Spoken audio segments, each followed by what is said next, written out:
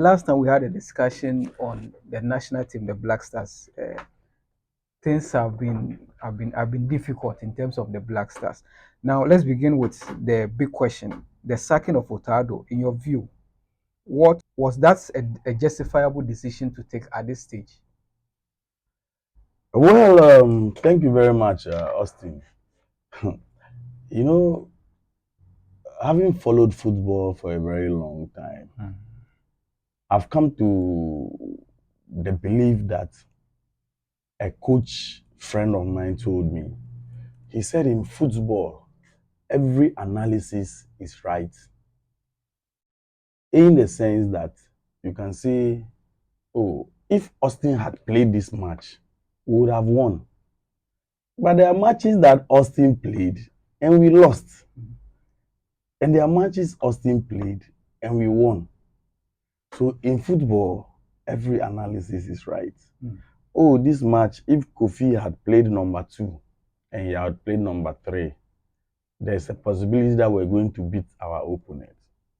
There are matches that Kofi played the number 2 and he had played the number 3, and we still lost. So in football, every analysis is right. Now, coming down to the issue of Coach Otto Addo, I think that for a very long time, it was coming. It was very obvious that along the line he will be sacked because the results that Ghanaians were expecting were not forthcoming. They were not coming to their expectations. And the pressure on him and the pressure on the FA was so much that it will get to a time that he will be asked to leave. And that is exactly what has happened. Again, at the backdrop that at our last matches, 2 matches against Austria, performance of the team was so bad. And in football, whenever performance of the team goes down, it is the coach that takes the ultimate responsibility. For football lovers, football fans, pundits, they believe that as a coach, when you are given a task, you must work with the materials that you have. And so I think that the results was coming, the decision to sack him was coming.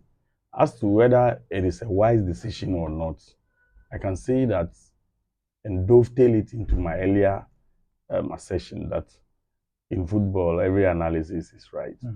It is possible we'll go to the World Cup or we'll play our next 2 matches and win and go to the World Cup and perform so well. It is also possible that a new coach will come, we will not win in the next 2 matches, we'll go to the World Cup, we'll perform abysmally, and we come home. So yes, the decision to start Otto Addo, the timing is a bit worrying because we have few days to the World Cup, and a new coach will be coming. How soon will the coach be able to mobilize his team, organize his team, And also put in the needed strategy, and get the right kind of players to represent Ghana at the World Cup? It's going to be a very difficult thing. I mean, on paper. But there are also situations where coaches take up a team few days and instantly they get the results. They get the results. That's why I keep saying that in football, every analysis is right. So, yes, the timing is bad, but it was obvious that Coach Addo was going to be sacked because the kind of results Ghanaians were expecting were not coming. And also when we are few days or few months to the World Cup. It's unfortunate, but he has to go for a new man to take over. The last time I was asking you whether the team he called for those 2 friendlies, you saw his handwriting on the team. Otto Addo sacking, was it based on performance or you think there's something attached to it? Because if it's about results, I think he has not done badly at all. But is it about performance or what do you think from where you sit? It is about results because when they did the final calculations for his performance. His winning rate or his work, performance was 33 point something percent. And so in school, if you make that grade, of course, you are failed. So they put all his matches together, the number of matches he has won, the number of matches he's drawn, and those that he's won. And it was obvious that the performance, based on the statistics, was not the best. And so one, I would say yes, it was performance based. And then again, we failed to qualify for AFCON under his tenure. And the pressure was very intense during those moments. So it was obvious that the slightest opportunity that we get, he's likely to say goodbye to the team. Yes, he qualified for World Cup. Congratulations to Otto Addo. But it looks like afterwards, things were still not going the way Ghanaians expect. And we have a very good, impressive record at the World Cup, being to the quarterfinals. So people expect that, look, we should go with a better team so that we can. But again, let me say that Ghana as a nation, the Black Stars as our national team, the quality of materials we have, to my expectations, are not up to standard. Okay.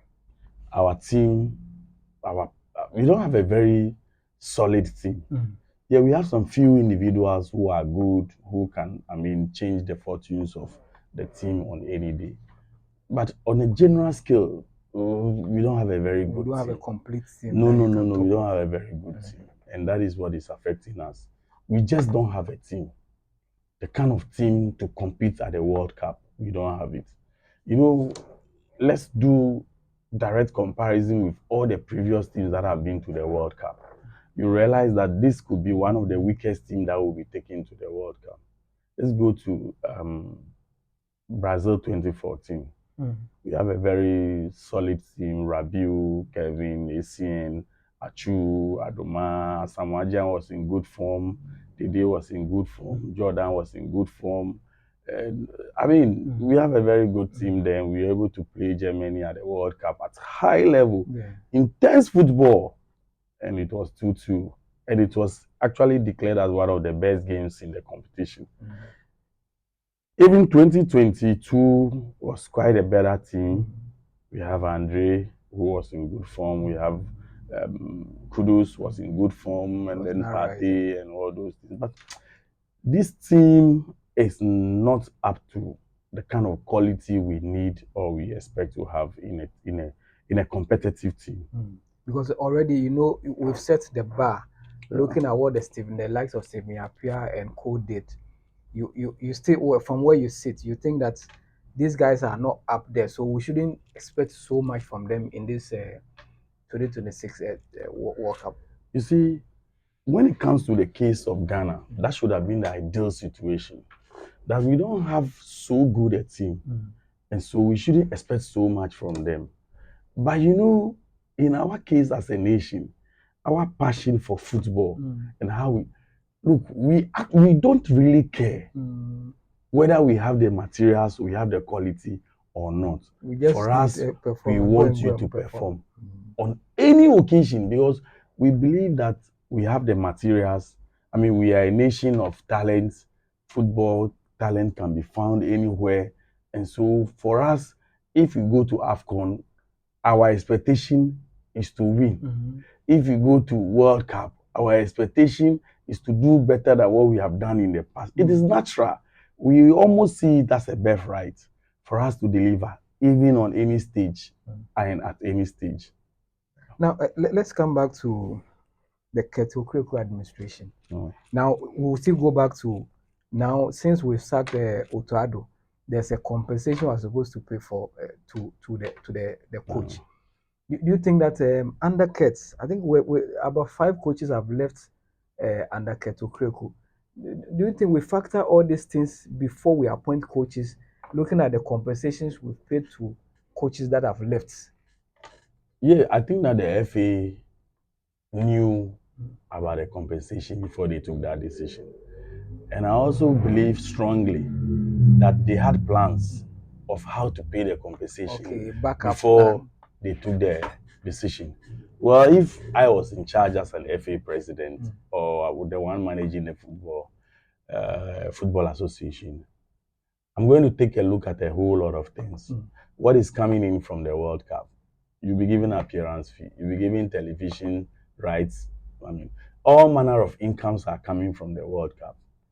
Look, I'm going for the World Cup. At this crucial moment, I have to sack my coach. Mm. How do we pay the compensation? I'm very sure that they took all these factors into consideration before they sacked the coach. And all over the world, coaches are sacked. Most coaches are sacked even before their contracts end. Mm. I think it is only Milovan whose contract ended and he said he was not going to stay on. Yes. So that one we're not going to pay compensation. But I mean, throughout my life in football, I mean, most coaches have been sacked, and they were sacked way before their contracts There was ended. Siki Akono, all these Yes, I guys. mean, Yes. most coaches were sacked. So football administrators, they are aware of this. They know the challenges or they know the implications of sacking a player or sacking a coach. So they are much very aware. But you see, if you don't do the sacking too, you may not get the results you desire because on some occasions people do sacking and they and get they get it. results. So you remember Di Matteo of Chelsea. I think he was the head coach then. He was sacked and then Di Matteo took over and then quickly he won the Champions League for Chelsea. You understand? Yes. In fact, there are coaches who even come in at the last minute and then they do magic and the team survives and the team goes on to win a league. Even in this country, there are coaches who are seen as relegation surviving experts. Yes. If you are a team and you are going on relegation Just and they go and come win on board within 3-4 matches. the living condition here is good. Okay. Okay, so we're still on who should replace Otto Addo since Otto Addo is gone. From where you sit, who do you think fits into our Well, project or what we want to do, to be specific on the World Cup? I think we need a coach who has the experience and the quality to fix the issue within a short time. And there are coaches who are capable of doing that. There are coaches who don't need much time to fix whatever we have. They are actually good in fixing such challenges. There are even coaches who can even take you to the World Cup. I mean, within this short time, perform, and then after the competition, they will go away. So I'm hoping that the FA will look out for someone who has the experience, who can turn things around within a short time for us. Coach Opele, formerly of Asante Kotoko, mentioned something on the Facebook. He said, we need a tactician, not a coach at this time. Well, I tried to find out the difference between a coach and a tactician. Okay. Well, he claims that, okay, a coach is someone who will be with the team for a long time, coach them, instill his discipline, his principles into them for us to deliver. But a tactician is someone who can just look at the materials we have and quickly do something about our situation and get us to be winning. So I don't know. I've seen a number of names are out. I've seen the Walid of Morocco. I've seen Joachim Low. I've seen even Kwesi Appiah, who is also being discussed as one of the possible replacements for Otto Addo. And I don't know. The FA is in the best position to give us the kind of coach we need. But for me, as I said earlier, if we're really going in for a coach, there are two options. We need to look at our project. Yes. If it is Project World Cup, then we must look for a coach who can easily do the Project World Cup for us. If it is a long-term project, I think that is what the FA wanted to do with Otto. Give him a long contract or a very extensive contract, so that he can build a team and maybe get to a level of where Aliou Cisse did with Senegal. Unfortunately, it did not work that way.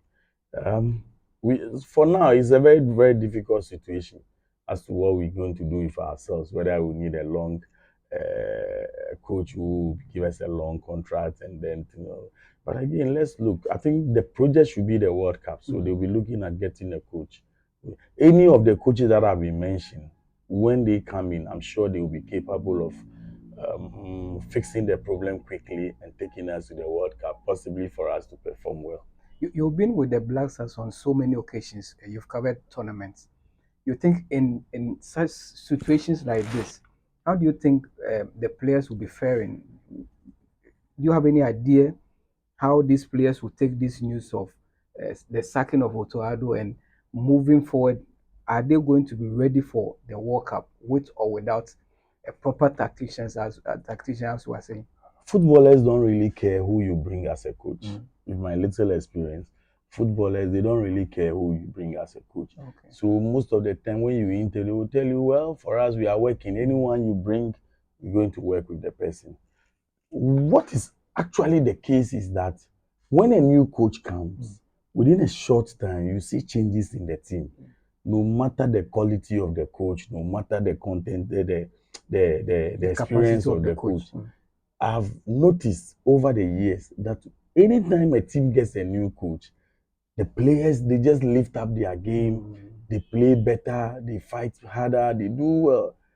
But with time, when a coach settles, they will start seeing the challenges that the coach, has as a professional coach or as an experienced coach or whatever. So I think that when we get a new coach before our next game against Wales and our next game against Mexico, the players will do so well. That is the general expectation whenever a new coach takes. Maybe when we go to the World Cup, things might not be as we all expect. But again, it can also be that we go to the World Cup and these players will do so well for us. And mind you that we have missed some few players, especially Kudus, who has been the engine room of the team. With his presence or his comeback, I'm sure that things will get better. Then we hope we look better for a very good coach. Yeah. Now, finally, before we leave the subject on the Black Stars, there are arguments that we've given the FA the opportunity to give us quality coaches, and they failed along the line. Do you think selecting a coach at this particular moment shouldn't be left only for the FA to decide? The FA has the sole responsibility or the ultimate responsibility to select a coach for the national team. But I don't think that the FA does the selection alone.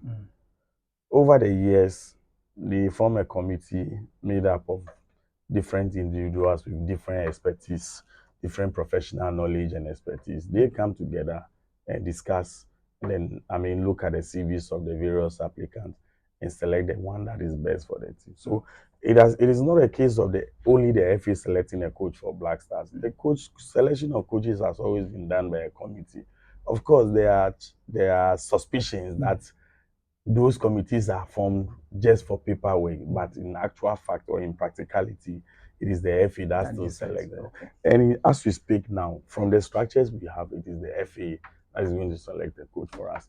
I'm suspecting that the government or the ministry or the government through the sports ministry will play a key role in getting getting us a new coach by liaising with the FA, discussing with them the available budget.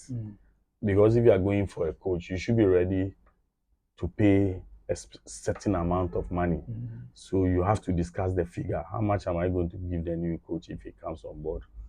What is my budget for the coach? And if those budgets are taken care of by the ministry. So all these factors will be at play when the FA and the ministry sit down to discuss who takes over the Black Stars.